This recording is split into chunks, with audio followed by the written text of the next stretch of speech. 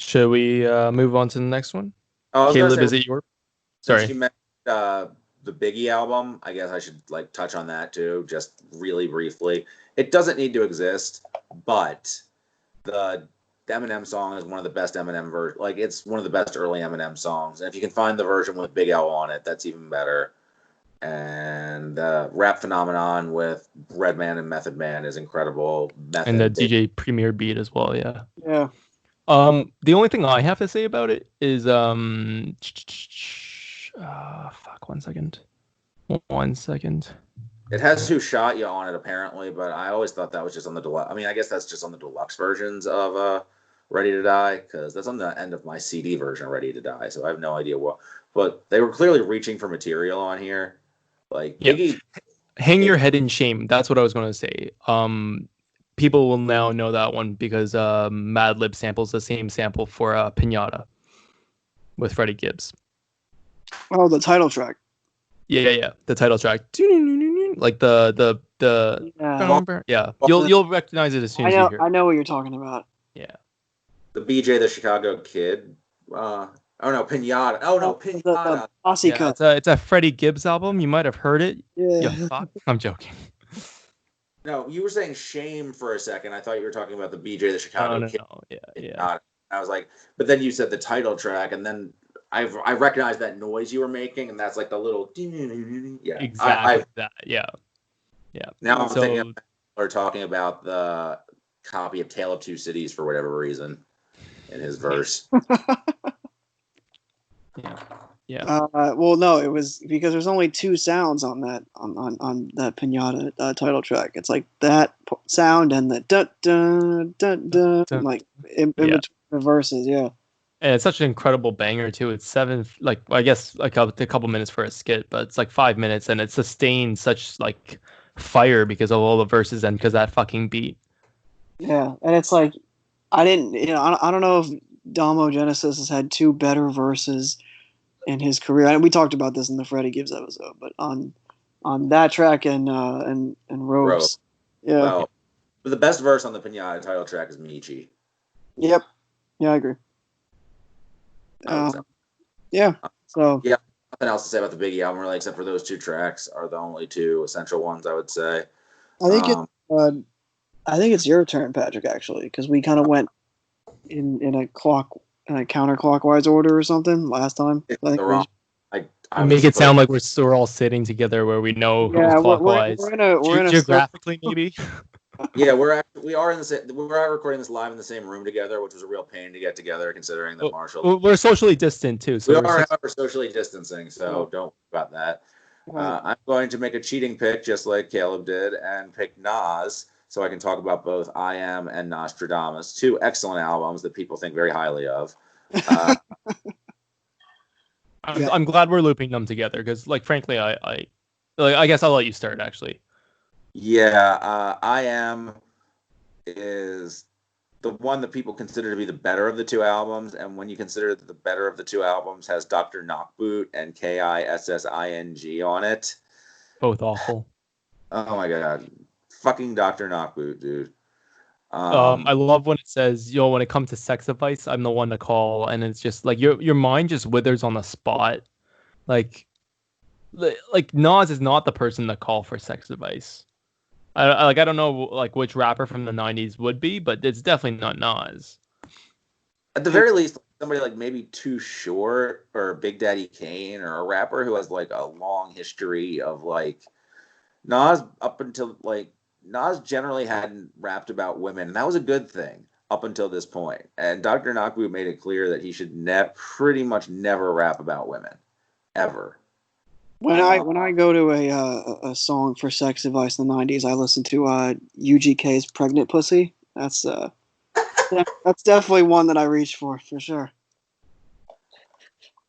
I'm sure. Yes. I did that with a straight face. Come on, I have no way to follow that up. This album pretty much is as absurd as the cover. Again, like back when this came out, was not really into hip hop, but I did watch a lot of MTV, and the Hate Me Now video was on all the time, and I would see this at like, Borders or whatever, like a record store. I'd see this album cover, and between that and the video, I'm like, this guy's a real pompous asshole. Which even when I would come to like Nas, like I love Illmatic and everything, it would turn out to be right. My initial impression of Nas was right, but he was never more of a pompous asshole than he was during this period, the shiny suit period Nas, where he dressed up like a pharaoh on his album cover and got crucified on his video. Yeah. Yes, where he got crucified in his video. And honestly, I like Hate Me Now as a song, as absurd as it is, as like fucking narcissistic and self-involved as it is, and it's actually not a bad disposable pop rap song. The first 2 songs in this album are good. Actually, the first up through song 5, it's a good album. Up through song 7, it's a decent album. It falls off a cliff with the Aaliyah feature, and it's never recovers. Dr. Knockboot is just it falls into the like. You know what? I will say Nas is like at the very back, right before Kissing. That's a good song. Well, I forgot about Nas is Like on here. Nas is Like is a perfect Nas song. Yeah. That was definitely, out of the Premier giving beats to Nas and Jay at this point, Premier gave the better beat to Nas. Yeah, it's a very good DJ Premier beat for sure. Like, if you think about it, for sure the album should have, if the album had to include Dr. Knockboot on it for some ungodly reason, it should have still ended at Nas's Like, because the last 3 tracks add nothing. And Kissing is an all-time worst Nas moment. That hook is the dumbest thing he would do until the next album. Where it gets worse. Where the hooks get way worse. Lyrically, he is roughly as on point as he was on It Was Written. So there's like a 75-80% success rate. Unfortunately, a lot of these themes you don't want to hear him explore. Favor for a Favor is probably the best in terms of creative writing or like writing around a theme. Although battle rapping, New York State of Mind and Nas is Like are some of the best. New York State of Mind Part 2 and Nas is Like are about on the same level as the best stuff. I mean, it was written or the lower end of Illmatic. He has not lost his rapping ability, but the crossover, like a lot of this is just so much attempts at crossing over, like further crossing over, being a celebrity rap, pop rap, shiny suit bullshit, really boring, sterile production, dumb concepts, dumb lady songs, Nas just being an incredibly unappealing asshole personality at the center of it, pompous, fake intellectual, and it got worse. It got much worse. Yeah. Because it was supposed to be a double album, and I guess the compromise was that he got to release it split up into 2 albums. I don't know how that's a good compromise, but I guess it means the label got to sell an album twice.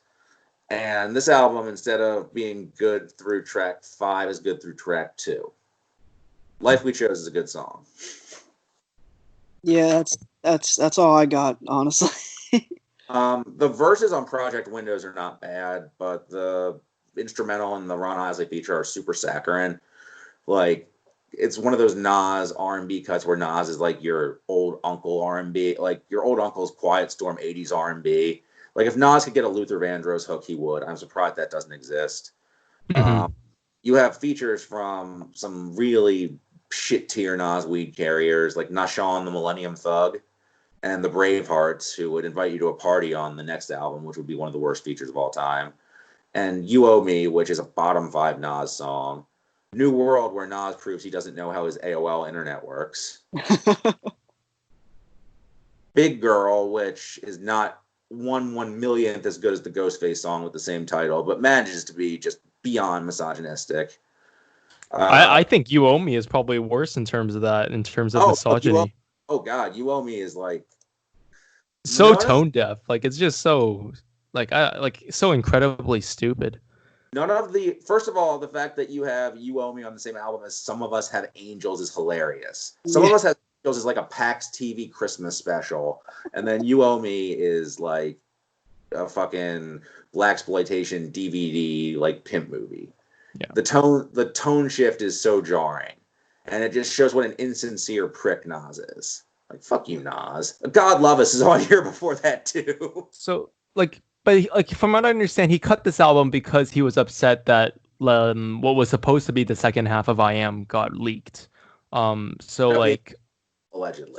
Yeah, allegedly. But like he talks about how Nostradamus, the title track, is a freestyle, and like I think about stuff like that, and I'm like more forgiving towards it, because being leaked in 1999 was a huge deal. You lost everything, right? Like I think if I remember correctly, it was like the biggest leak to date.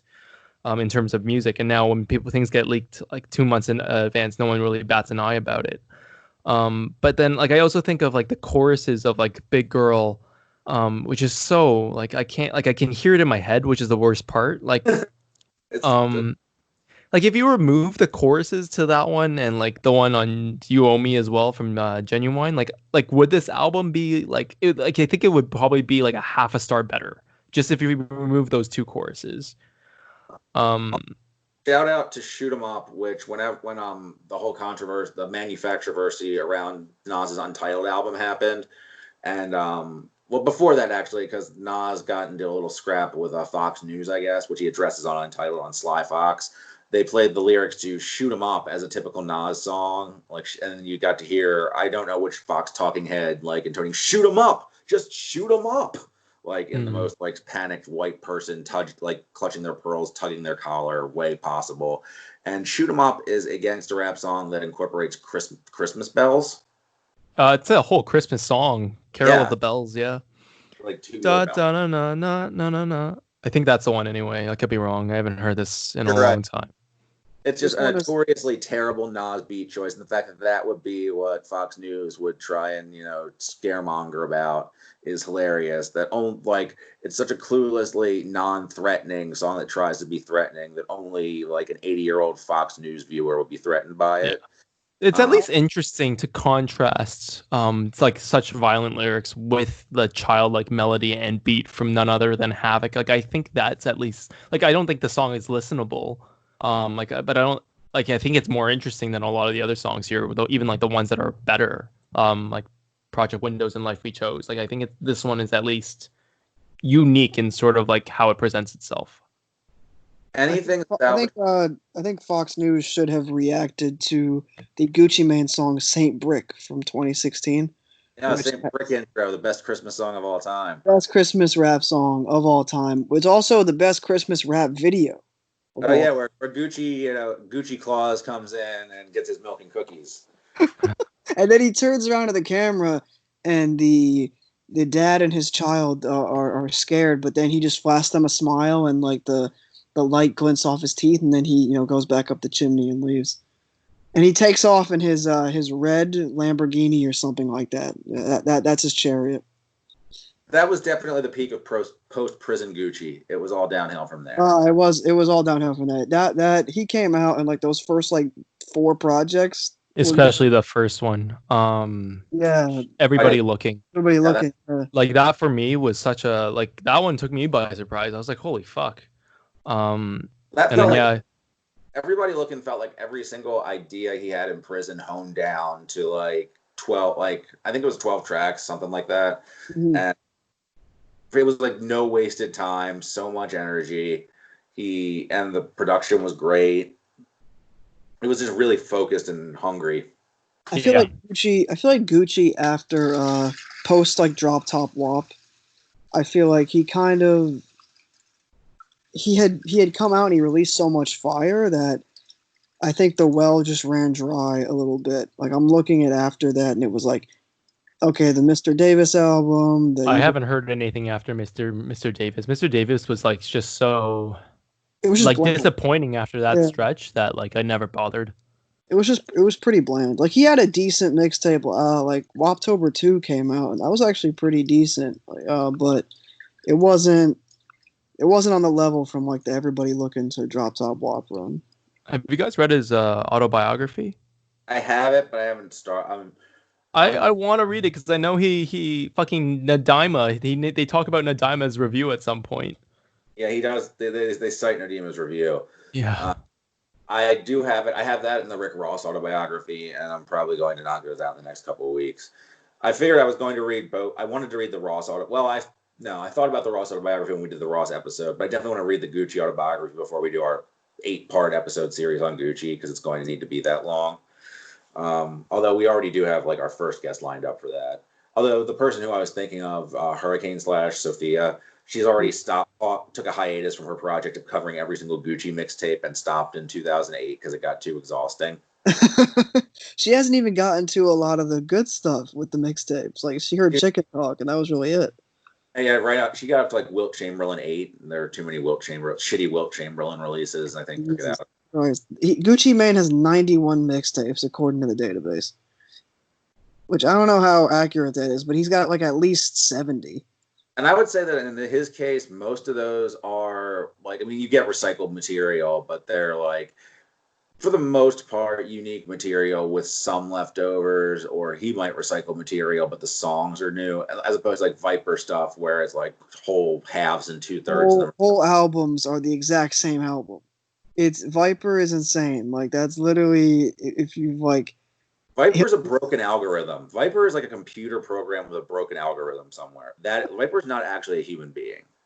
He's not. I don't know how the fact that Viper is like some like proto like Lil B it's really crazy when you listen to Viper stuff from like the late 2000s. You're like, how does this exist? And Viper is like probably gone. He's like, I don't know. He's one of the more unique artists I think that hip hop has ever produced. I don't know how you even talk about Viper's music, like other than I mean, I've only heard a few albums. I like them, but I don't. They're so strange. They're so strange. Have you heard any Viper, Marshall, or no? No, I have not bothered. Did you notice my how quiet I got? We're all waiting for the y'all cowards don't even smoke crack review from the legend. Oh fuck! You know what? Sorry, I have heard that one. That one I have. Like that title is just that's incredible. Yeah, but it's been a long time for sure. Yeah, I didn't hear it until I was on the forum. Like I didn't know who Viper was. Yeah, I don't think anybody like I figure at least a good. I'm pretty sure that Viper and Bullet Heaven are the two artists most that like the vast majority of their fan base is comprised of RYM users. Yeah, I think it's one of the most. I think that album is one of the most like unique rap albums of at least that era. It's like a freaking. I don't even know how to describe it. It's so surreal to listen to. But yeah. Yeah. Anyway, I have not much else. Anything good about this album was salvaged. To get back to the Nas album, just to wrap it up. Anything good from this Nostradamus or I Am was salvaged for the Nostradamus pair of mixtapes. We put this over the MF Doom special Metal Fingers Special Herbs, which removes the production aspect and they cherry picks the best verses, of which there were some. And I believe that a good deal of the Lost Tapes sessions were from this era. Like I said, didn't lose. I mean, like Nas is not a reliable narrator ever, so I don't think they were all from this era. I feel like he recorded some stuff very close to when Lost Tapes actually came out. Papa Was a Player is a Kanye beat, and I don't think Kanye had anything really released up until around Blueprint era. And like, what? Early as 97, but he wouldn't have gotten a beat with Nas before. Yeah, I doubt he would have had a beat with Nas. But I think I was reading when I was looking into the Notorious B.I.G. posthumous album. I heard that there was speculation that Kanye West had helped with one of the Timbaland beats there. I don't believe it because it didn't sound like what Kanye West was doing in his early years for sure. It sounded like a Timbaland beat, but yeah, there are some really far-fetched tall tales about like turn of the century rap, like the whole Superb wrote Supreme Clientele. I think 50 Cent spread that one. That was one of 50's attempts at trolling that didn't really work out. Was he spread the rumor that one of Ghostface's weed carriers wrote Supreme Clientele. First of all, the idea that Supreme Clientele was written down is hilarious. Insulting. Yeah. Yeah. So what else? That Lupe Fiasco wrote the Black Album. Yeah. Funny. I don't think Lupe would have. No, I don't think. Yeah, like Lupe Fiasco stands are very silly people, and I think that's probably the silliest thing I heard about him is that that he wrote the Black Album. Again, like Jay notoriously does not write down his own lyrics, although I would believe some stuff on the Black. Out of all of his albums, the Black Album has some stuff I feel like could have been written. Although again, everybody who's worked with Jay says that he just goes in booth and does it like that. So maybe nothing is ever written down. And Lupe's style and Jay's style are pretty much not very, like, Lupe was influenced by Jay, but I don't think their styles are very much alike. And that's why I think Pressure is such a shitty song. Mm-hmm. Because Jay is trying to rap like Lupe, and it sounds really corny. Yeah, Anyway. yeah. No, go ahead. No, I agree with you 100% on that. Like, I can't see Lupe and Jay-Z like matching up anyway. Like, I don't know where you would get that general idea from. So, like, I don't. They're when they're corny in uniquely different ways. Right. So, yeah, as far as Nas and I Am in Nostradamus goes, there was stuff that's worth saving from it. It's been saved elsewhere. You don't really need to hear either of these albums in full ever. If you've never seen the Hate Me Now video, it's hilarious. It got Nas in trouble at the time. Like, it pissed off black churches and stuff. There's a huge controversy with who's the because they let me look it up really quick. Because Puff Daddy didn't want the video to be released as was. Yeah, and then Nas went and released it anyway. Yeah. Nas and Scarface, Favor for a Favor was their first collab. Have they done any other collabs? Because that's probably, again, like the best writing Nas has done on either of these. Although Project Windows, again, has good writing. It's just I can't stand the instrumental. Are there any other Nas Scarface collabs? Yeah. They had a collab with a Khaled to help them, where they both just whine. But mad old man. It's not a terrible song, but it's just very whiny. Hey, DJ Khaled, man, bringing people together. Am I right? That's literally his only skill is like getting people together on a song. Yeah. No kidding. So there. I will pass the baton this time in the correct direction, since we're sitting, in a circle together. To All right. I said to Marshall. Oh, my bad. Yeah. Sorry, what was that? The right way, and you still tried to. Well, I thought Marshall was. It doesn't really matter who goes next. That's true. Hey, I can go. If you wanna take your pick, you be my guest as always. No, I'm not a guest here, right? So yeah. No, you go. Okay. I was saving this one for close to last. But this one is my favorite album of 1999. My favorite hip hop album of 1999. Came out at the same time as Eminem's and The Roots. It's Prince Paul, A Prince Among Thieves. So like, yeah, like it's the this one's the concept album. And like I feel as a concept, it might have inspired The Roots' Undone and that Vince Staples EP as well. That one that sort of goes backwards in time.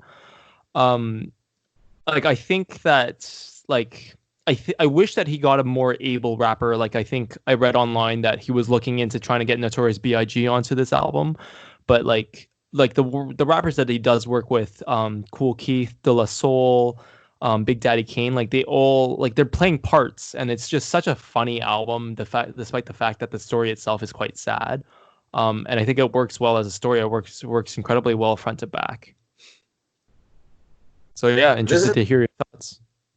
Maybe the ultimate in an album that I appreciate more than I enjoy, because I really, really, I think this is an accomplishment as an album.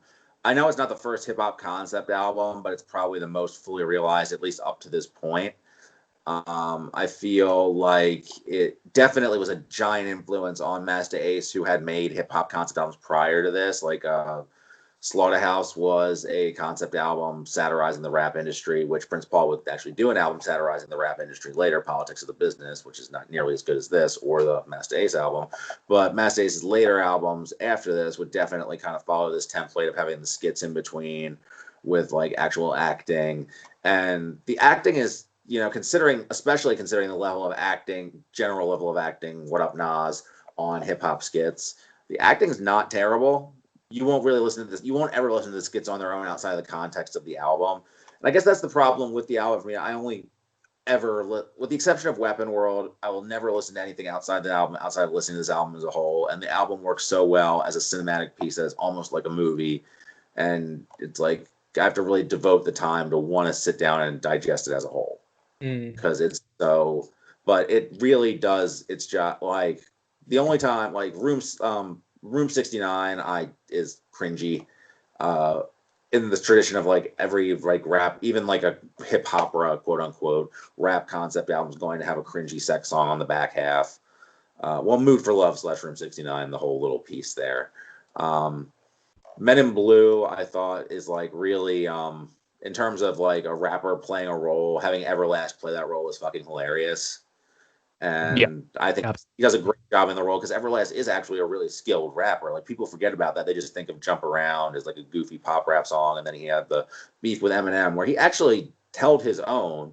Like Eminem did clown him a lot. It's like actually a more competitive beef than you would think about. It's just goofy as fuck because it's Everlast versus Eminem for fuck's sake. But it's the actual raps. He was the right choice for that role. And like again, like you said, the features that he chose are a lot more are incredibly capable or well chosen and incredibly capable rappers in their own right.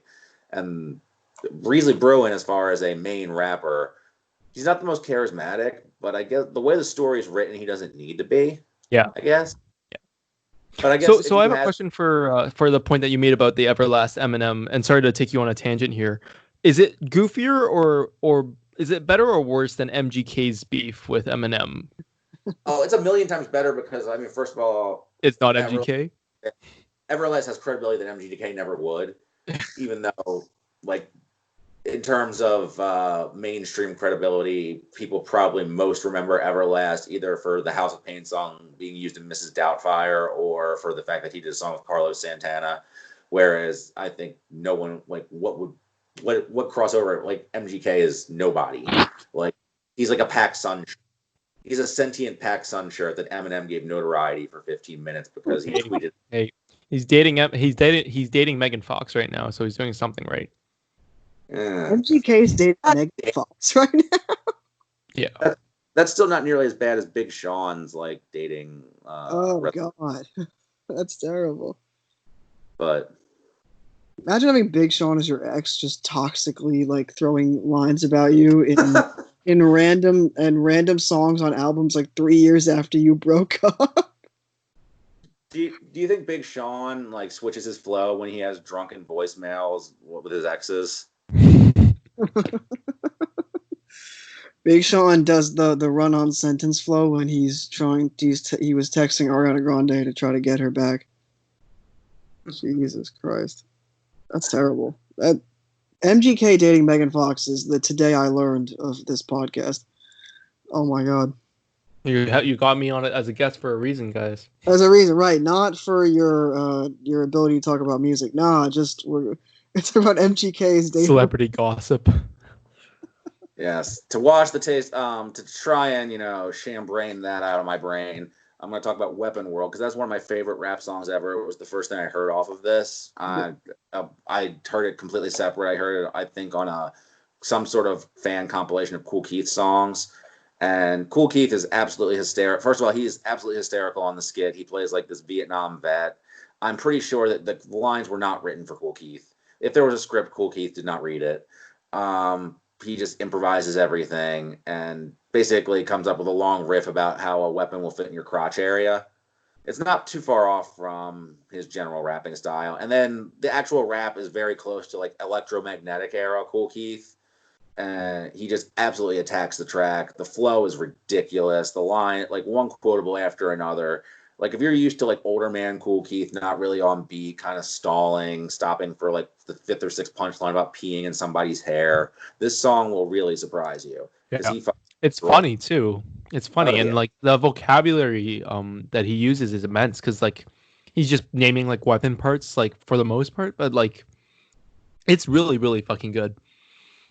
It's kind of an example of where the whole super lyrical miracle style of rap actually really works for me. Keith in his prime is one of the few who can pull that off. I'd say Prince Poe from Organized Confusion, when he's on, he's able to pull it off. Yeah. Keith has an album actually where he balances that really well.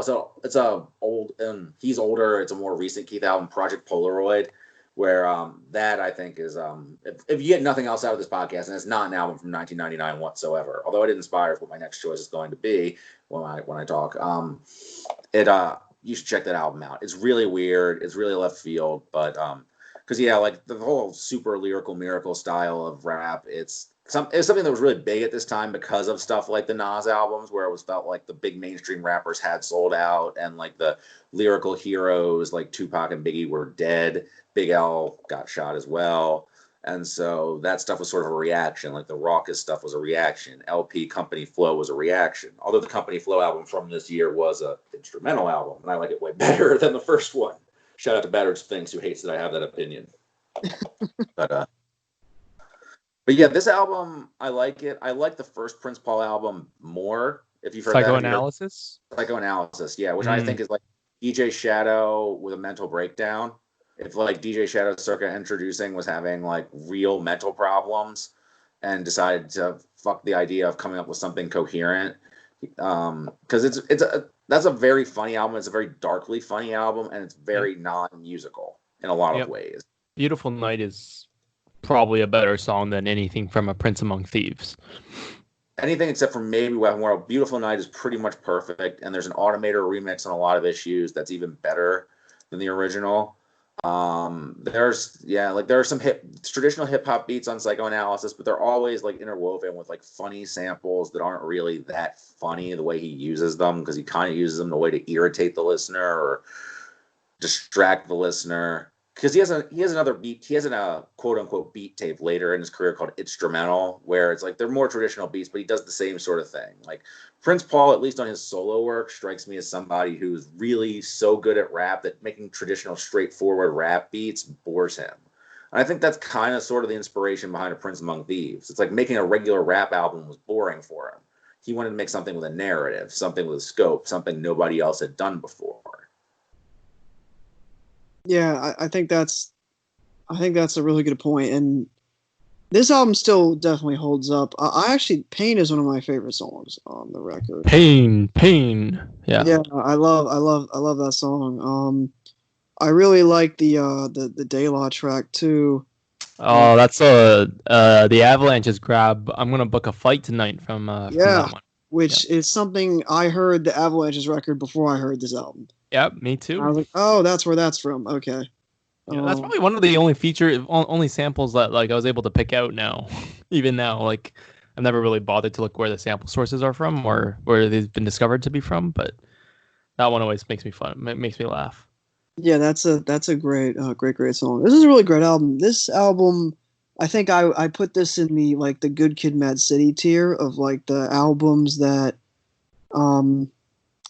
function as a front to back like story that are still great albums, and the skits prove to be, at least for the most part, essential in the album, and they're things that will hold up over time. Most skits, really, what is it like? Early Kanye skits, Good Kid, Mad City, maybe some Master A skits, and like the skits on this album. And then do you 3 feet high and rising, man? Oh yeah, true. Okay. Dr. Octagon. I mean, not the visit to the gynecologist on Dr. Octagon, but the horse in the hospital and the fake commercial on Dr. Octagon are my two favorite skits of all time. Okay, I actually haven't listened to that album in a while, so I don't have anything to say about those particular skits. But I think it's just in naming off the best skits. Yeah, I think it's a relatively short list of albums, and this is definitely toward the top of that list. And the story works, the rapping's great. I love the beats. It's really, there's not much about it that I don't like. It can be a little exhausting with just the length, but I don't think it's something where I feel like it's better than a rock opera of the sort, where it's just like, do we need another 7-minute song that hammers home the concept? Like, you're not getting that in this album. So yeah, great record. I think in terms I'm comparing it to Good Kid, Mad City because that was the first album that jumped in my head. Yeah. I think about that album too in regards to this one. I probably prefer Good Kid, Mad City just because it's one of my favorite records of the 2010s, just in general. But this is still an excellent album, and I confess I haven't listened to it in a few years, but I'm glad that we're talking about it because I'm remembering how much I liked it when I heard it, years ago. And it definitely, no matter if boom bap revivalism or whatever is played out and et cetera, like albums like this, I think will always hold up and be important. So yeah, great record. All right. You want to take your pick? Yeah, I'll take my pick. My pick is 8-Ball and MJG in Our Lifetime. I'm going to stick with the Southern hip hop theme, I guess, because this album only has 248 ratings on the website, which is a travesty. Anyway, it's not their best record, but it's their second best record, in my view. On Top of the World is the one that preceded this. That's their best album. That's the album with the 8-Ball on the cover and the car. That's the album with Friend or Foe on it. That's the album with Space Age Pimpin' on it. That's an amazing album. But In Our Lifetime is a really great album, and it was their last good one. Because after that, they went to Bad Boy, and the quality of albums decreased very fast. Like it was a cliff that they fell off. Yeah.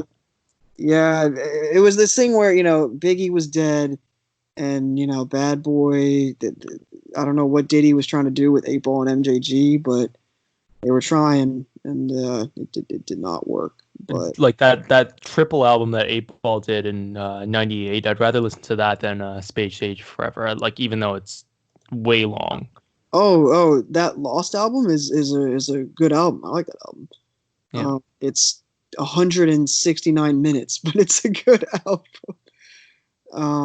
Also, MJG's record, now that we're talking about this, MJG's album in 97, which is as the album cover is the Confederate flag burning, which is pretty fucking awesome. So, and it's a really good album, so definitely listen to that. But yeah, back to In Our Lifetime.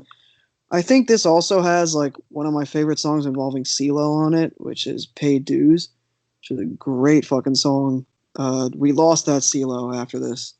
This is the we lost that CeeLo. Lost that CeeLo. We lost the good CeeLo, man. Like he was so good on Soul Food and was it Still Standing, right? Still Striving, the good emo. Yeah. That one's a good one. That's a great album, but yeah, his solo career I never could really get into, and this is one of my favorite features of his on that track. The production on this is great. 8-Ball and MJG. Like if you like a really good like Dirty South record, like you know what you're kind of going to hear from this. There's a lot of there's some cool like introspective tracks on this. Their flows are great. Like technically, they're great. They're both really underrated rappers. I feel like because they weren't UGK and they didn't have a lot of hits, to my knowledge. Like I know they had Space Age Pimp, and I know they had Friend or Foe, and they had Coming Out Hard, the title track off the debut. But I think a lot of their stuff was regionally popular, but they didn't break through in the mainstream like that. As opposed to like a UGK, which had the big pimpin' look, and which had like Outkast. Obviously, we know what they were. So I think, and the Cash Moneys and the No Limits of the world that had like popularity. I don't think these guys ever really got their due, and they still don't get their due. But no, really, I'm kind of surprised because like in terms of late '90s Southern hip hop, like this is. I haven't heard this record in a long time, but like I remember it being good. So I'm surprised it doesn't have that many ratings on Rate Your Music. Like Rate Your Music's hip hop like ratings is just sometimes like it's like the popular stuff gets so many ratings, it gets so much more than anything else, and then like everything else just falls by the wayside, it seems. Yeah, anything that was like mainstream adjacent in the 90s is not going to get love. I mean, obviously being current day, 2010 stuff just has a lot more ratings typically than 90s stuff. Like when it comes to stuff that I feel like it's a double. It gets it from both ends, and that the people who remember it from the 90s or the hip hop heads are like, oh, that's mainstream shit, I don't care for it. And the people who are hip hop heads now, who are rap fans, are like, oh, that's boomer shit, get that old shit out of here. So that's a good way to put it, for sure. I feel like Southern rap out of all the regions falls least into the quote unquote boomer shit bucket because of the fact that I think the influences can still be heard today. Like I don't think you get Isaiah Rashad's Son's Tirade record without like the production from this era. I don't think you get like some other obviously all the Memphis stuff in terms of like modern day trap production, all of that. So I feel like Southern hip hop its lineage, you can see it, so it falls least into that bucket. But I do agree that it still falls in the bucket regardless, because that's why it has less than 250 ratings on the site, when like a new album can drop and get that in like an hour. It's unreal. But this is a great album. Any fans of like UGK, Dungeon Family, Goody Mob, Scarface, you're going to love this. Like, you're gonna like it. It's an hour. The Outkast track at the end is a classic. Throw Your Hands Up. One of their better like features around that time. And they were, for their first 4 albums, they were one of the best groups, just one of the best duos out of their first 4 albums. It's a shame that their legacy kind of got fucked with their next like 5 albums, but their first 4 records, as good of a 4-album run out of a duo as you'll have. Not quite Outkast or UGK level, but like close. Very close. I can't really comment on it because that's another huge blind spot for me, unfortunately. I didn't really even know their music until they're on Stay Fly, so that's probably the most song. That is. Well, that's a great verse. Also because I believe it was 8-Ball, or was it MJG? One of them in the cleanup verse doesn't mention Crunchy Black, which I think is one of the funniest. There's a review about on the Stay Fly page where it's like, my favorite part of the song is that no one mentioned Crunchy Black, and MJG not bothering to mention Crunchy Black in his final verse when he like names everybody on the track. Also, shout out to Country. Shout out to Crunchy Black for going back to the Koopsta album, being by far like the most cartoonishly aggressive thing about that album is his feature verse. Everything else is like mostly chill. Like if it's like menacing, it's like menacing in a laid back sort of way. And then Crunchy Black just kind of storms in and just like beats the shit out of the track like usual. So Crunchy Black can be funny in small doses, but for actual like, you know, longer verses and stuff is not worth. He doesn't have the just sheer charisma or rapping ability or presence or just humor that all the other members of the group have. So, yeah. And shout out to Frank Ocean, who shouts out 8-Ball and MJG on, I would argue, his best Lucy ever, although with considering the 5 that he released after Blonde, that's arguable. Acura Integral, which I'm mangling that, but it's not a real word, so I can't pronounce it wrong. Yeah, you can't pronounce it wrong. That's a really good song. That's a really good song. And I'm really mad that we never, like, when he played it live, it went 4 minutes long, so there was more than one verse to that song, but it was supposed to be on Channel Orange, I believe. It was supposed to be on the retail version of Nostalgia Ultra, and it never happened. And so, yeah, it just got lost from time forever. I don't know if they couldn't clear the sample or what, but that's like my favorite non-album Frank track. And I think probably more people have heard him shouting out 8-Ball and MJG on that than have heard 8-Ball and MJG albums. Absolutely. Yeah, probably. Yeah. If you watch, and I think this is interesting, if you watch, as an example, like Dead End Hip Hop was talking about underrated records, and those guys were all outside of Mike Seatown. Those guys were all, I think FIFO lived in Chicago, of course, but regardless, at least 2 of them were born and raised in like Ken was talking about.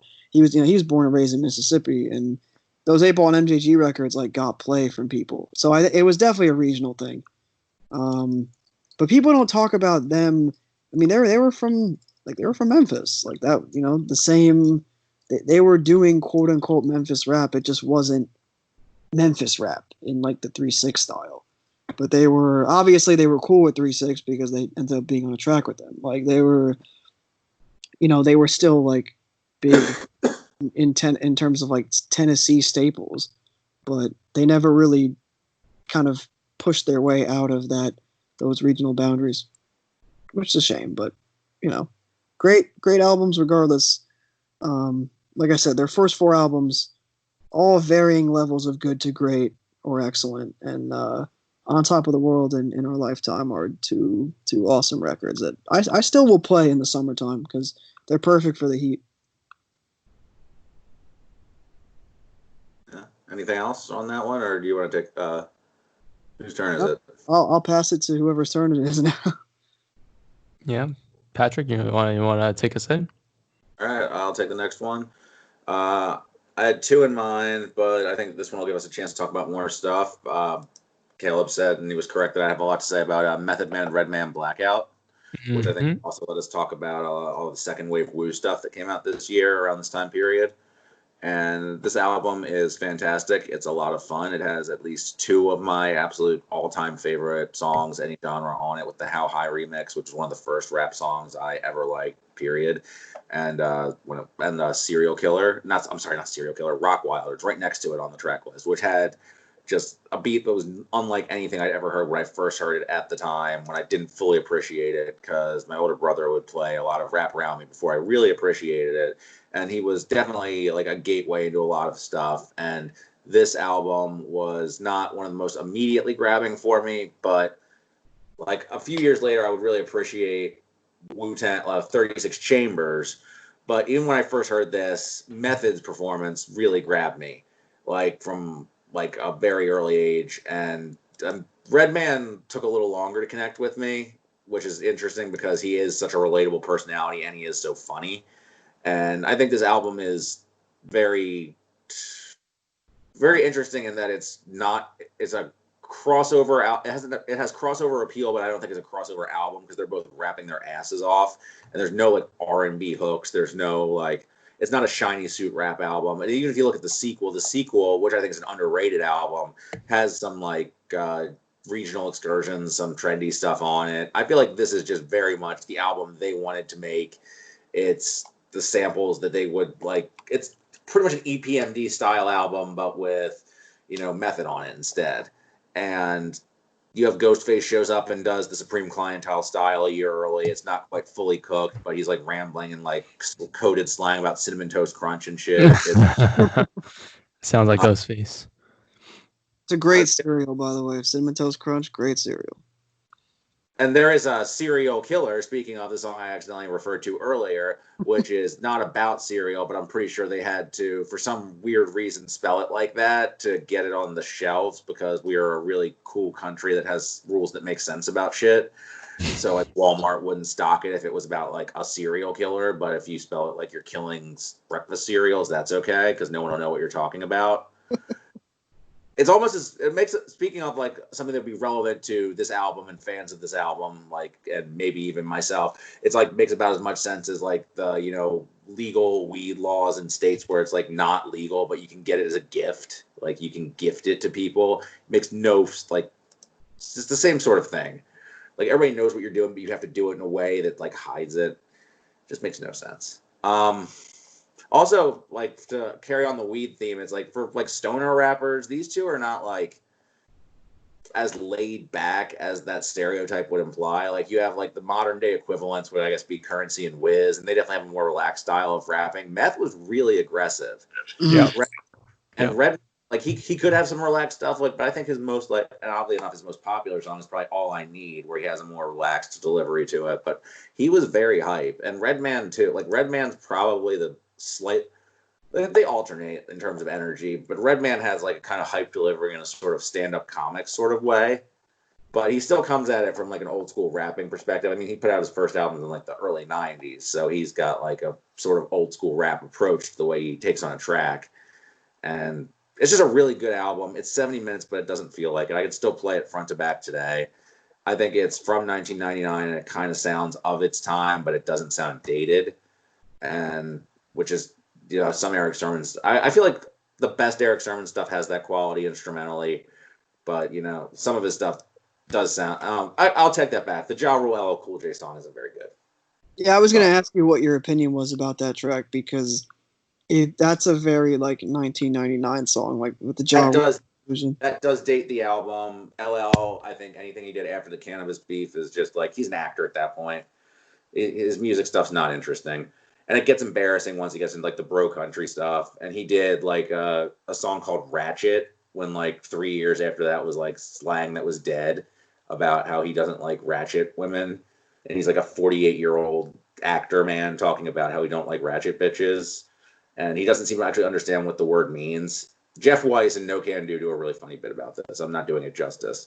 Either way, he doesn't fit in on this album. it's very how do you do fellow kids. I mean, Method and Red are not like young men, but they come across like young kids compared to like LL Cool J. And Ja Rule was never cool, and he definitely doesn't fit the vibe of the album. So it would otherwise be a pretty impeccable run of songs to begin it. It's not. It's like bad album sequencing to have it where it is too. So I would have preferred if they actually had a Wu-Tang feature or something there instead. Mm. Yeah, for sure. I think my favorite songs are the Rock Wilder and the How High remix. Those are songs that like I would still listen to when I'm in like a East Coast '90s mood for sure. Yeah, Also, Rock Wilder is like easily the highlight, I think. Also, Oh, it's yeah. a crime that song is only like 2.5 minutes, or not even. Mm-hmm. Yeah. Yeah. Or maybe the shortness helps maybe like bring it out. I don't know. True. Yeah. The way they pass off lines on that song is just so fucking great. Like microphone check, go supreme, protect the flows that like the way they have like such like bouncy flows back, the way they bounce flows back and forth off each other. It's like so catchy, and the beat is like futuristic in a way that sounds definitely not. It sounds like the past's idea of the future.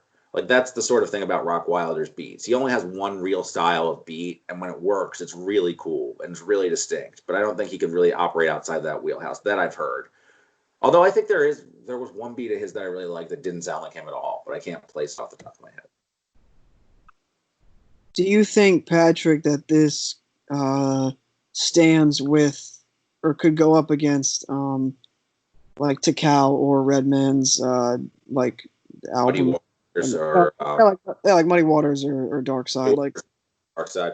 Yes. Those are darker albums. This is more of a party album. Although again, it's aggressive in spots. Like, but it's more fun than those two. Like Tikal is actually a pretty morose album at times. Obviously, Muddy Water, like both Dark Side and Muddy Waters get like Redman was smoking a lot of.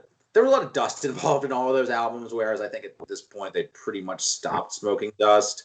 I think the only one who was really smoking a shit ton of dust at this point was Ghostface, as you can tell from his verse. So this is more of a drinking and smoking party album. So it's not as interesting in spots and it's not quite as cohesive, but it's still really well put together, a lot of fun, and it's also cool to see Meth. Like this was probably the first time he really went outside like the RZA's direction in terms of what he was rapping over. Although you do get some RZA beats on here.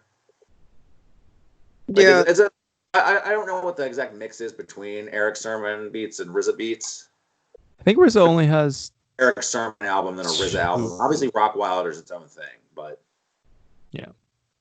I think Eric Sermon has. I'm looking through the credits right now, and he's got most of them. Yeah, RZA has Serial Killer and Run for Cover. and Yeah. aside from Rock Wilder, the best beat is obviously the How High remix, which is just like so like spacey and cloudy, and another way like just the way that few duos have had the kind of chemistry these two have when they rap together, and it's like I'm trying to think of anybody comparable. The closest I can think of in terms of like passing off have like maybe Run the Jewels, but there's something about the Run the Jewels chemistry where they're always reminding you how much fun they're having together sometimes, and it feels a little tiny bit forced. Not really, but like I don't want to come across too critical, especially because we did a really positive episode about them a few weeks back. Whereas like I don't think Method Man and Redman ever need to remind you that they enjoy being around each other. Mm-hmm. It just comes Yeah. across. No, I do see what you're saying. Actually, I was gonna say I wonder if they did more records together, would Freddie Gibbs and Currency be? Because you brought up Currency and Wiz earlier. I wonder if they would be like this kind of album. I guess Currency and Wiz are more kindred spirits artistically, but I think that Freddie and Currency, the way they passed off on Fetty and the way that they like interplay with each other was like was like very in step. Absolutely, it's like different sides of the same coin. Yeah, I would love to see an album. I would love to see if they got to actually do like a proper collaboration album with like Alchemist, where it was set up like Mad Villainy, where they were just like had like actual time in the studio together and like essentially lived together and did it over the course of a couple months. Because Fetty was essentially a weekend job where done by email, where it was like Currency ran into Gibbs and was like, "Hey, what about that album?" And Gibbs kind of scrambled to put something together. right. It doesn't feel that way. Doesn't Yeah. feel that way at all to me. Yeah. It doesn't. That's what's so amazing about it. It feels like, well, I think some of them were verses that, like, you can tell what was like. A few of them were verses that I think he'd worked on before, because I think that he'd had the Alchemist beat. I'm sure Alchemist sends him like beat tapes full of shit. Like, you can tell how prolific Alchemist is, and the roster of rappers he works with. I'm sure he's sending out material all the time. But there's like stuff on there too. Like, I'm gonna go out on a limb and say that Freddie came up with Now and Later Gators on the spot. Yeah, I would think so. I think he came up with that one on the spot, and I feel like Willie Lloyd to me sounds freestyled, even though it's incredible. Oh no, I was gonna, on the same token, like on the flip side of the coin, he also came up with Willie Lloyd, which is like the meanest track on there, because that's what it has. The, like, you can tell when Gibbs is just like unspooling something off the top of his head, as opposed to something like Shame, where he's got like a narrative in his head that he's like, you can tell coming from a written sort of thing. Yeah. What you guys have any feelings on this one, or can I talk about the other Woo stuff? I was going to talk about the other Woo stuff. Sorry. That I think that I cut you off, but I was going to say that this is a really good album. I think, and my overarching point would be that I think that Method Man's rapping really holds. Not that Redman's doesn't; they both do. Both of these guys, their rapping really holds up. And I think some of that is the humor, and some of that is like their ability with like hooks, which I think a lot of Wu-Tang had.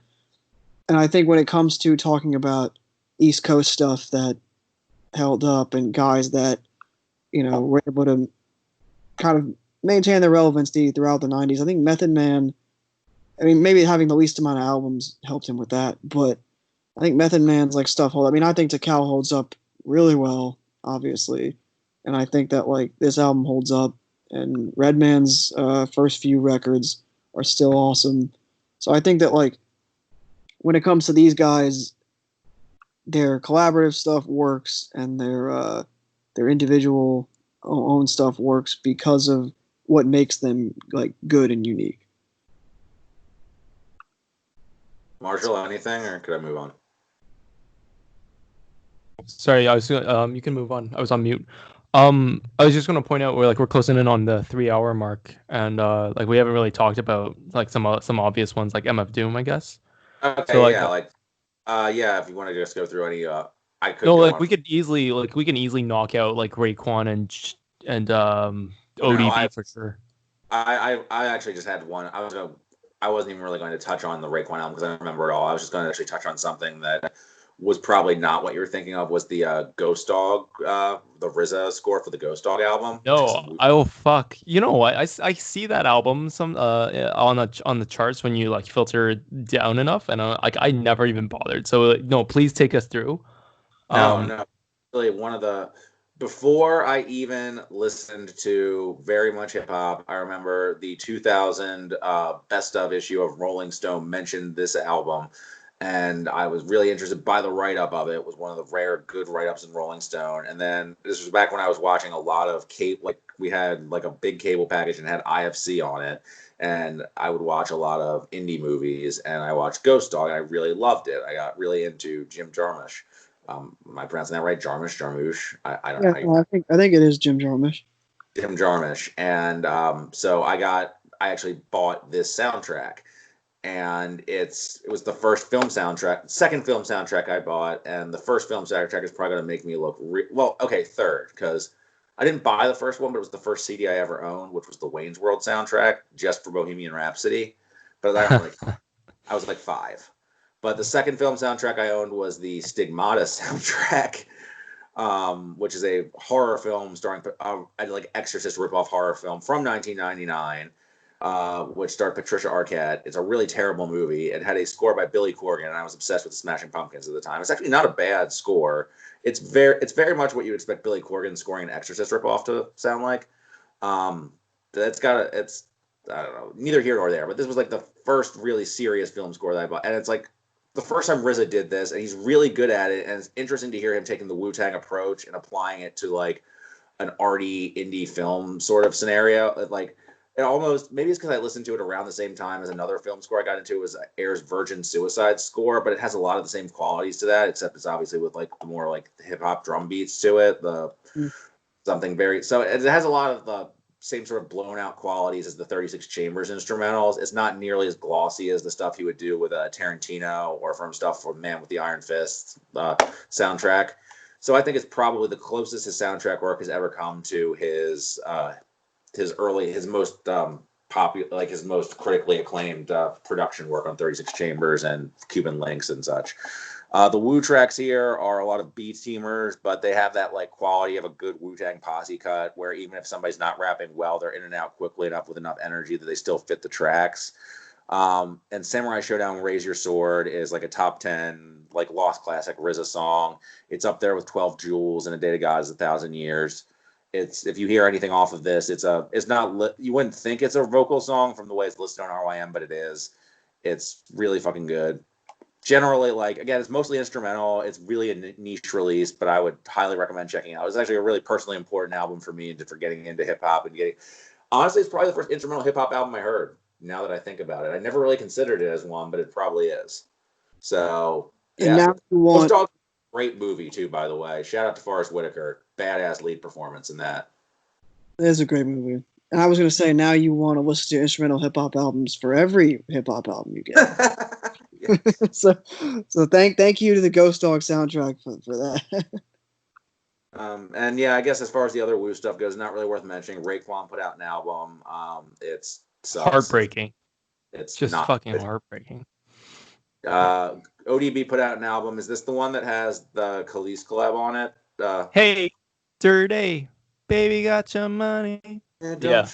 Yeah, that's an immortal classic song. We can't talk about this album too much because we can't say the title of it. For obvious. Shout out you know what? It's not a bad album. I went in thinking it was going to be like pretty awful based on the standards that Jizza and Raekwon set for me, which I heard way before. But I was pleasantly okay with this one. Shout out the to ODB one for getting Shorty Shit Stain on a major label release. I didn't hear the last part of what you said. Shout out to ODB for getting Shorty Shit Stain on a major label release. Getting and some checks on Elektra Stationery. Yeah, it's gloss. It's very much like a streamlined version of ODB's personality from 36 Chambers' Dirty version.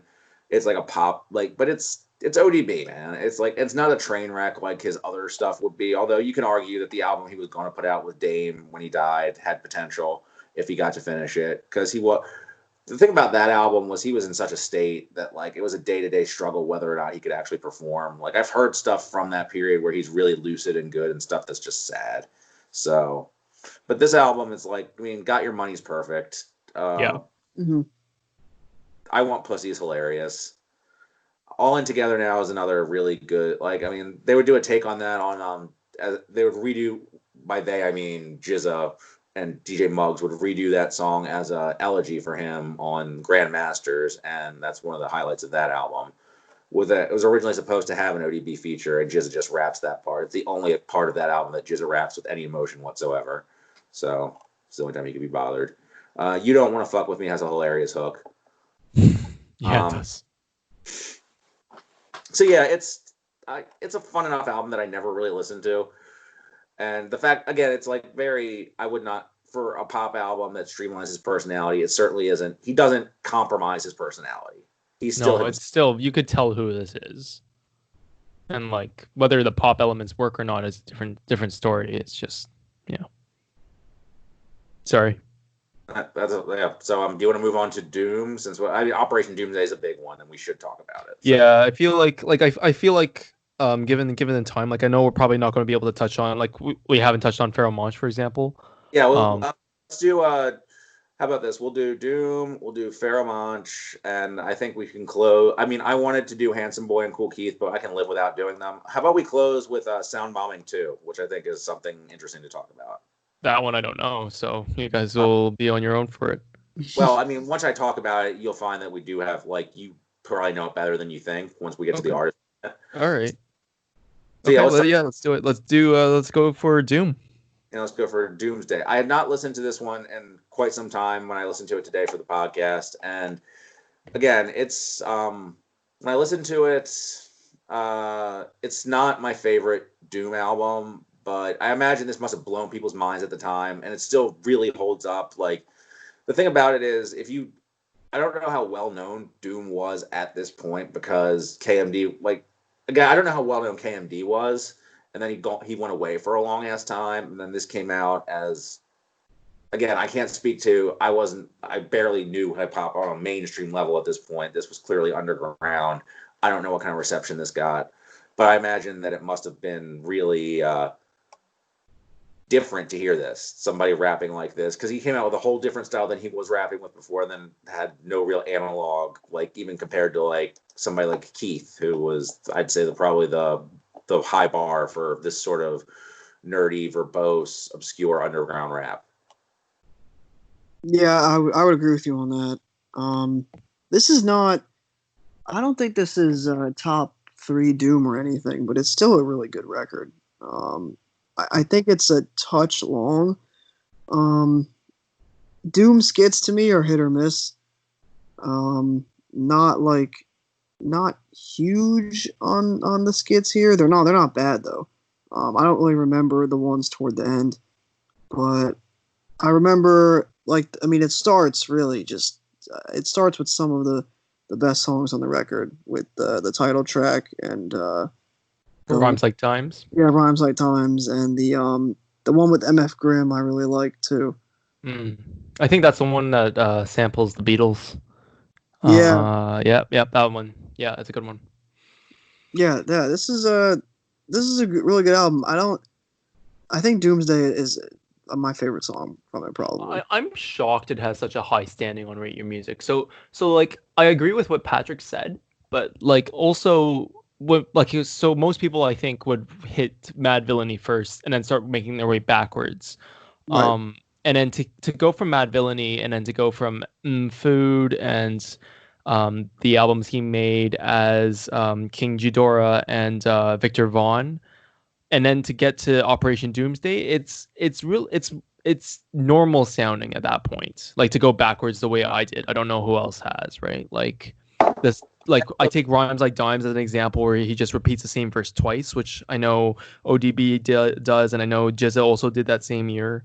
But like, for me, it kind of breaks my heart to hear him do that, because there's no reason to. And I really appreciate him more when he just starts freeing up his song structures. A couple of years from now, when he starts working with Madlib. But yeah, it's a good album. I just never thought it was a great one. I came to this the same way. I came to Mad Villainy first, then Food, then Ghidra, then this finally. I bought all of them. Well, I didn't buy this one. I mean, this one I did not have, because you couldn't buy this one for a very long time. Actually, it went out of print, and I did. By the time it was back in print, I didn't think Doom needed any more of my money, since it's not like he was going to use it to go, transport make more records. Yeah, or make more fucking records. And yeah, if you come to it backwards, it's you can see that it's more basic, it's less memorable. He's not quite as advanced, but he was like Ghostface on Supreme Clientele. He's literally forging a new style for you. Like, you don't have the next 25 years of 25, like, up until now, of underground hip hop, of like niche hip hop, without the way Doom raps on this album. And so the punchlines aren't quite as funny, although he still has some really great ones. He does, like, I appreciate his flow on this more if you listen to enough recent Doom, where he gets to recent Keith levels of just fucking talking, and like just cranky old man talking. The fact that he comes at stuff with a lot of energy and variety on this album. As far as the skits go, they're like, I've liked Doom skits on other albums. I think the use of skits and sound collage on the Take Me to Your Leader is absolutely brilliant. I don't even really mind the way he stops Food dead in its tracks for that guy ranting about whatever the fuck for like 4 minutes. Like, I think that the beats on that are really cool. Here, they're just I feel like the comic book reference points are lost on me. So they're not as interesting to me. And the very end has a skit that just spells everything out for you in case you're slow, which Doom tends to do this sometimes. He, if I recall, also does it on Born Like This, where it's just like, you didn't get it. So, like, it's fine. Like, I mean, I don't like when rappers do that. Lupe did this on Drogas Wave too, where it's like there's an old man telling you not to screw up the children. It's like, okay, we get it, dude. Like, fuck, for the slow people in the back of the room, I guess. Comes across very pandering. The features on this, Grimm's really good. I couldn't tell you about anything else. Grimm is really good, and Curious is really good. The rest of them, well, Ghidra is obviously Doom, and then under another persona, which is another thing that was completely innovative about this. Nobody else was really doing that. Like Keith would rap under different names, and I guess Octagon. Well, okay, Keith did Octagon, but Keith mostly just rapped as himself. Whereas, like, if you listen to what he's saying as Ghidra, he's doing it from a different perspective. So the whole multiple perspectives, multiple personas sort of rapping. Doom's innovating that as well. The whole thing generally, I feel like it does the use of the way the skits are put together too, in terms of album sequencing, makes it a little choppy because Hey and Dead Ben are two of the very Dead Ben and Question Mark are three of the best songs, but when you're listening to it, it feels like the album just keeps getting interrupted for the skits, which don't add so much for me. I feel like he got way better. Like Food catches a lot of shit for the amount of skits on it, but I feel like he got way better at putting an album together with those as connective tissue than he was on here.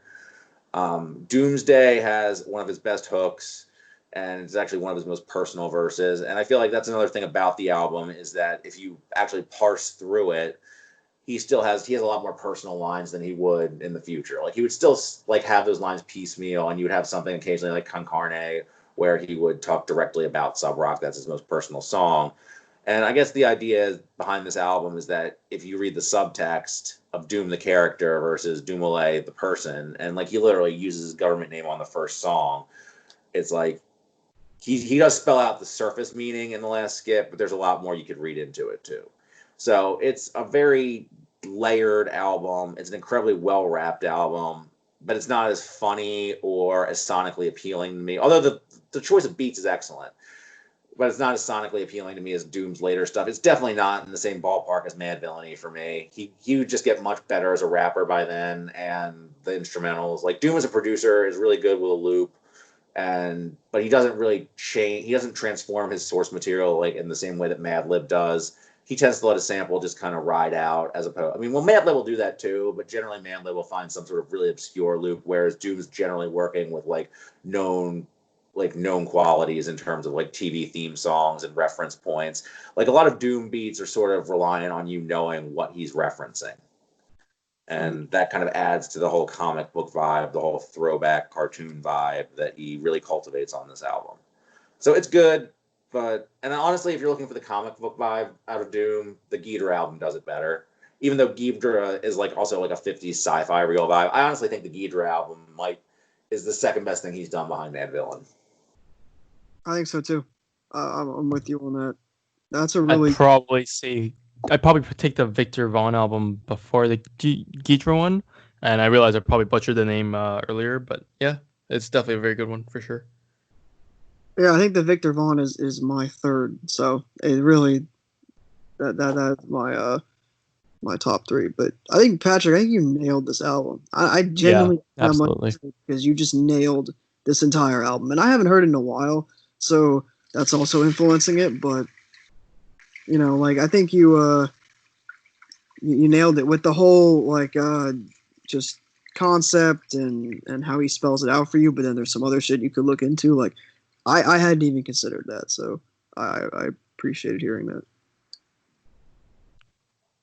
Yeah, Marshall, anything, or do you want to move on? No, I think you nailed it. Good job. Yeah, I always thought this is a good album, not a great one. So it was good to hear your take on it. All right. Yeah. Another underground. Well, yeah, underground, I guess, because it was on Rock, as I forgot, although it did come out on a major in your homeland, Canada, which is interesting to think about something with track 4 and Simon Says as well on it coming out on a major label anywhere. But Pharaoh Monch, Internal Affairs, terrible album cover, great album. The album cover is so 90s. Yeah, awful way. Album cover for a second. The font is horrible. It looks like a bad cover to a action suspense thriller kind of movie from that year. Yeah, exactly. Even the title, or just a really bad movie that's supposed to be mock horror. It looks like the Anaconda cover almost. Yeah. Yes, it does. Even and the actually, flames out of his hands look so like not flamish. yeah, the one flame looks bigger than the other. The flame on the left is definitely it's about extinguished. It does not look like he could really start too much of a blaze with the fire he's got going on. Performance issues. Performance issues. They didn't like the camera. He must be nervous. Yeah. But as far as yeah, and you know what album cover reminds me of is Thundercats Drunk. Yeah, with Oh the yeah, I see that. facial expression out of the water. Yeah. This is a great album that I'd only really listened to once in full before today, and I listened to it again, and it's a really good album that gets exhausting and has a really shitty sequencing by putting its two worst songs on the back half. And I'm sure Is you it could the next shit and the ass? actually, first of all, putting the next shit right next to the ass, I hadn't thought about that before. That is Yeah, just that's the shit and ass like together. It's like you're trying to come across really third eye woke galaxy brain like intellectual, and you have the next shit right next to the ass. Come on, Pharaoh. Absol would be so proud of that. Are you kidding me? Yeah, Absol listened to this album so much, but he got the wrong lessons from it. Absol definitely listened to this album and the two Nas albums more than any albums this year. He listened to Rape. Rape, the song from this album, is his favorite track, because it's got that, it's that sort of pseudo smart sort of like metaphor. Yeah, the thing about Rape is that's a sentence I never wanted to say on this podcast. Guys, the thing about Rape. No good has ever come from a sentence that started with that line. The thing about track 4 is that it's an extended metaphor that he, on a technical level, accomplishes well and raps really well, but I don't need to hear. Okay, so there are 3. The thing is, I can't say it's a bad song on a technical level because I like the instrumental. He raps well, but the actual content, the actual, like, the set, like, what the song is about, the title of the fucking song, he shouldn't have done it. And it's cringy. It's like it's cringy on the same level as the infamous Date Rape is on the Tribe album, except in this way it's like it's not trying to moralize to you as much. It's trying to impress you with how intellectual it is. I don't think it works. It's not that impressive, especially because he had like the first 3 tracks really storm out the gate, and Simon Says, especially for a lead single, is a fucking barnstormer. It really hamstrings the album. So I mean, when I was listening to it at first, I didn't think too much of it. I was dreading it. The thing was, I saw the track list and I was dreading it. I remember thinking about how I didn't care for it when I first heard the album, but then I let the album play. It played after the Koopsta album, actually, when I was doing other shit, so I didn't even notice. The tonal whiplash from those 2 albums must be crazy. I listened to the J stuff as like a buffer in between. Okay. So, but I didn't really notice it when it hit that part. I did notice when we hit the ass. And the ass is just the first 4 bars was like, nope, absolutely not. Yeah. Absolutely the fuck not. That's also a sentence that you never thought we would hear on this podcast. I noticed it when we hit that. Yeah, we're really 2 for 2 Pharoah Monch here with these. Yeah, those 2 songs are not good. I haven't heard this album since I want to say I was in high school, but it was really good. I remember liking it a lot. I think it was probably recommended to me by our one of our ex-host, but this is a really good album, and I think the first 3 tracks are the best songs. Yeah, Queens is very, very good. The Maxwell sample does it like it brings it out. And the rapping on it is particularly great. The Truth with Talib Kweli and Common, I like that one a lot. And Simon Says, obviously. I also like the official. I find the beat to be quite interesting. It's sort of like this. I wrote down it's sort of like DJ Premier meets minimalism, even though DJ Premier does not do the beat. It's Lee Stone, but yeah, like a solid album for sure. I thought it's impressive that he brings out a lot of the best qualities in his features. For example, Cannabis is somebody I can't stand about 90% of the time. This might be the best Cannabis I've heard, especially feature verses, generally Cannabis has this problem where he's really trying, especially around like from the 96 to 2000 time period, he's really trying to impress you with, beat you over the head with his vocabulary. I mean, he always tries to, but especially during this time period, he had a lot of buzz. And he and Busta were the two most show-offy like feature guys you could get. And both their features work. You would think a song called The Next Shit with Busta Rhymes during this time period would be insufferable. Busta's good on it. I mean, he yells about Y2K and the Millennium, but he gets that over at the beginning and it's still pretty good. MOP storms through and beat the crap out of you as always. They do their MOP thing and it fits really well with like Pharaoh's energy. Common, I was really expecting, like I went into that expecting to hate his verse. I'm not gonna lie. Like with the name of the song, the fact that the album had already pissed me off, even though the Organized Confusion reunion does a lot. Oh yeah, The Light was the other song I was talking about. That's not it's a very unmemorable song, and it's unfair to say it invokes a much better song by Common. Yeah. Because it comes out a year later. But it does. It can't. I'm sorry, and it just reminds me of that song. And it's just a really boring song that tries to be all third eye conscious after he just spent a song called "The Ass" that started with those fucking bars. And it sucks because I mean, Apani is a very like she's cool. Like I like her. She's always good on features. I didn't get to her part. I'll never get to her part.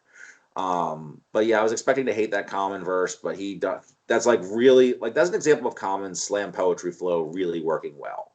Like you can think of Common in terms of his first his features on the first two Kanye albums. The Common we don't want is like rappers are hard to find like a remote.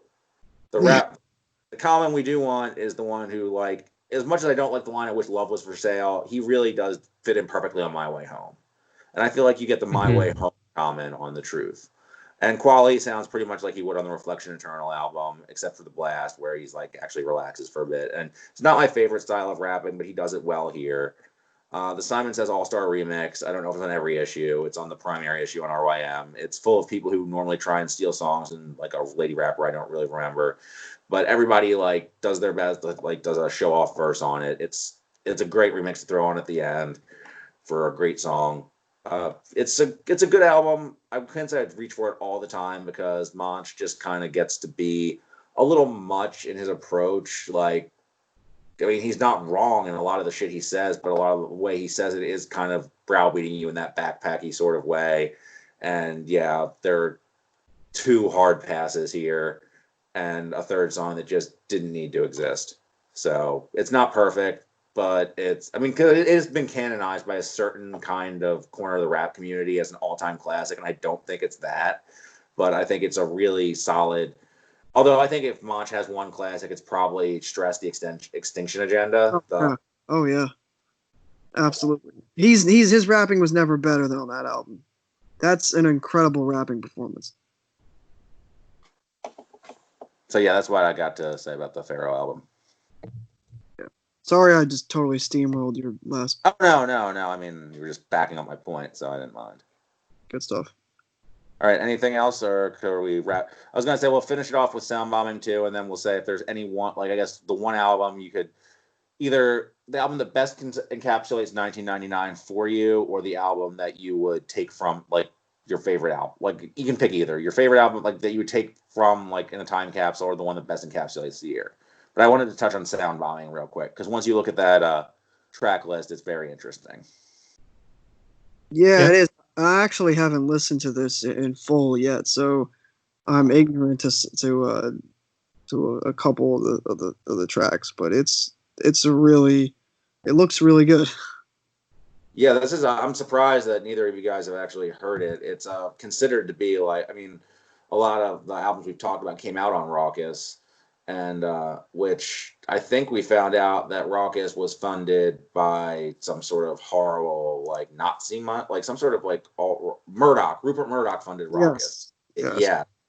So shout out to all the conscious lyrics you're hearing on this album that got Rupert Murdoch paid, up to and including the LP Patriot, the LP track, Company Flow track about patriotism. Although LP does have lines in like early raps around this period about signing to Raucous and he'd rather get stomped by Nazis. So he knew what was up at the time too. So I guess he was just happy enough to take their money and be on this compilation alongside. I mean, if you look at this compilation, it is really a who's who of anybody who. It's got some huge fucking names. I don't know how I didn't come across this before. Yeah, I came across it in just going through the '90s charts way back when, but I never. It wasn't an album that I went to listen to. I was like, oh, I gotta listen to all these albums, and it just passed me by, unfortunately.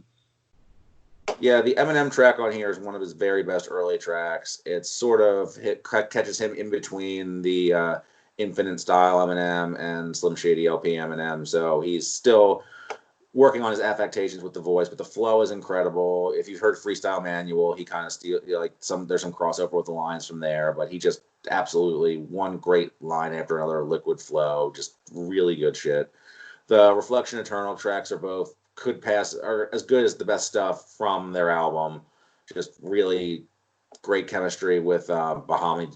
I'm not even gonna try it. I'm not gonna disrespect the poor woman by butchering her name on air, but you know who I'm talking about, the neo soul artist from Philly who's on track 13.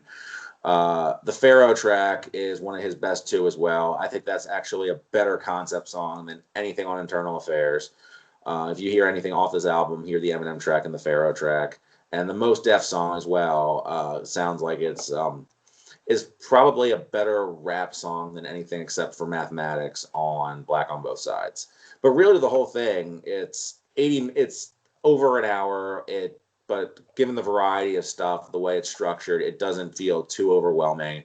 You do get a lot of syllable heavy rap, but you also get a balance of like the older school and the newer school stuff, and it just feels like a time capsule from another time mixed with, now it feels like entirely a time capsule from another time, but even back then, I imagine it felt like two eras being blended together and a mission statement from an exciting new label. So it really was like, and it was looked at for a long time as a defining statement. I don't know if it still is. Yeah, I highly recommend checking it out. Yeah, I definitely will. About Reflection Eternal back in before their like 1999 2000. So right. The irony in the Company Flow thing just blows me away though. Like I did not realize that Company Flow song was on here, knowing now what I know about Raucous. But so yeah, so I guess now I'll throw it to you guys as to what albums the most 1999 of all albums to you. Doesn't have to be the best, but the most defines the year for you in terms of hip hop.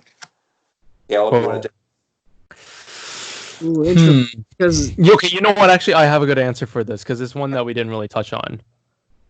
Go ahead. Is this a good answer? I don't actually know. I was gonna say Amplify because there's a fucking Korn feature. That's a good one to pick. It's a good answer that gives us one more thing to talk about that I completely spaced on. Yeah, Amplified. That is 1999 as fuck, and that Korn feature is something that I don't think Tip was allowed to live down for a long time. Which is probably why he didn't put out another album for like 9 years. I think I feel like the Biggie album, and I'm gonna say that because New York tried to grave rob Biggie for years after he died. Oh yeah, and I think it bled into the fall off of New York. Circling back to our original topic, and how what you were saying, Marshall, at the beginning of the episode about New York and where the decline really started. I think Biggie and Tupac dying and rap being in this weird position in '99, which led to all these albums like the Most Def record and the Roots album and stuff like that. Those weren't direct responses to Biggie and Tupac dying, but I just meant in terms of those were the canon albums from that year, and like a lot of the more mainstream stuff, Jay-Z was kind of confused. He hadn't regained himself yet with the Blueprint. You had the DMX record where the falling off of DMX, and then you had Dre and how he fell off from the Chronic, and Nas is not to mention not two Nas records where Nas was the shit prior to that point, and then he wasn't. And I think the Biggie album is kind of at the center of it all because you still felt the shockwaves from his death throughout hip hop, and especially in New York. Yep. And I think that if you look at that album, the mistakes on that posthumous record plague so many of the other mediocre or bad albums from that year. And I think that's an album that encapsulates the shortcomings of hip hop that year. my favorite hip hop record of the year is the Coopsta album, actually, because one of my favorite Memphis rap records, period. And it's probably my second favorite album of 1999 in general, behind Emergency and I, the Dismemberment Plan record. So yeah. I'm trying. I posed the question. I'm struggling to come up with an answer for it. The most 1999 album I can think of is Significant Other by Limp Bizkit, and that's technically a rap album. Jeez. It does have Method Man and Redman on it, and DJ Premier, and Together Now. Yeah, I think that sounds like a rap album to me. There's nothing like if you ask me to think about 1999 in my head, the first image that comes up to my head is Fred Durst's Red Cap. I can't help it. It's a problem. And my favorite album of 1999 is probably The Fragile by Nine Inch Nails, which is probably the most personally significant album to me, maybe all time, in spite of the fact that it has some pretty terrible lyrics. Although great lyrics by Nine Inch Nails standards, terrible lyrics by anybody else's in a lot of cases. But yeah. Normally we have really good outros as opposed to our terrible intros, but I can't think of anything this week. Marshall, thank you for joining us. I think we pretty thoroughly explored the shit out of this topic. Yeah. 3 hours, and there are still albums I wanted to get to that we didn't. But we could definitely do this for some other years for sure. Yeah. I'd love to. It was great having you on, and we have some surprises for you. New episode we're dropping. You'll be hearing this after it drops, but tomorrow is DJ Screw Day. We have a nice little surprise for everybody that you'll hopefully have enjoyed by the time you hear this. The way I'm doing this actually makes it sound like the Mr. Show pre-taped call-in show bit. If anybody that. And then that doesn't make any sense. And we have more Rate Your Music Legends coming up in the future weeks and more great topics for you, including pretty soon we should probably get into our midway through the year best of special as well. So until then, we're living off borrowed time. Our outro music is Stagnated Pace by Can Kick. Have a good week. It ain't gonna never stop. It ain't gonna never stop. It ain't gonna never stop. It ain't gonna never stop. It ain't gonna never stop. It ain't gonna never stop. It ain't gonna never stop.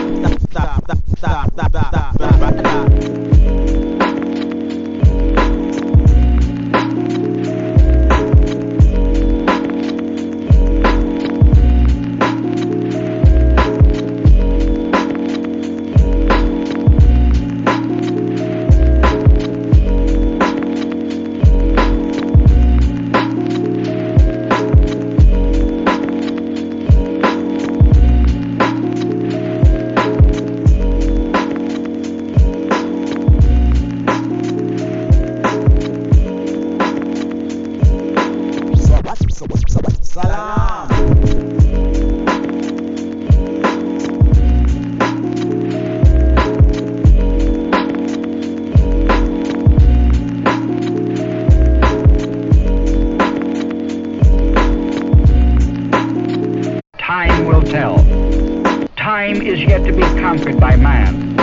But when the time is right, perhaps the greatest revelation of all time will dawn upon us.